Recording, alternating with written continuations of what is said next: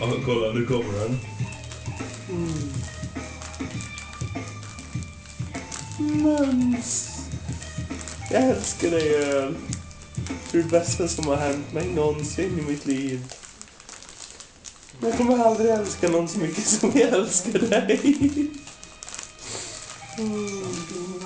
Vilka former du har. De är så vackra. Vilken smak det som slog mig. Ja. Kolla, jag har en husvagn som står borta och slår farsan. Jag har en husvagn. Men kolla, jag har en husvagn som står borta och slår farsan.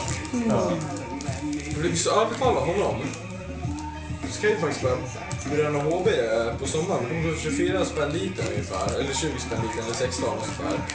Det är förbannat mycket billigare än att behöva handla hem sprit. Och HB är inget problem att dricka.